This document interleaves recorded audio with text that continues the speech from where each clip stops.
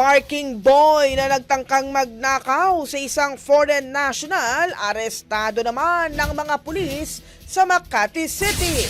Brigada Shaina Rose sa Yupan, i-brigada mo! Brigada Live Report.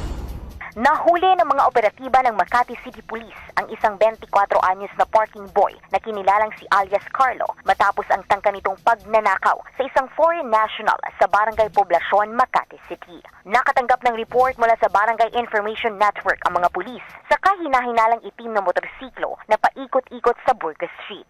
Ayon sa informant, nakasuot ng puting polo shirt, black pants, puting sapatos at red half-face helmet ang driver ng motorsiklo, samantalang nakasuot naman ng black half-face helmet, checkered pants at nakaitim na sapatos ang angkas nito. Sa pagsisiyasat ng mga otoridad ay dalawang individual ang nag-match sa ibinigay na impormasyon at nang kanilang sundan ng mga sospek ay naaktuhan nila si alias Carlo na naglabas ng baril at itinutok sa nakatayong foreign national. Kagad rumisponde ang mga pulis at inaresto ang sospek, ngunit nakatakas naman ang kasama nito. Nakumpiska sa sospek ang .38 kalibre ng baril na may 4 na bala at dinala na sa Investigative and Detection Management Section ng Makati CPS kung saan ay nakahain na ang kasong paglabag sa RA 10591 o ang Comprehensive Firearms and Ammunition Regulation Act laban sa kanya. In the heart of changing lives, ako si Brigada Shaina Rosa Yupan ng 105.1 Brigada News FM Manila, the Music and News Authority.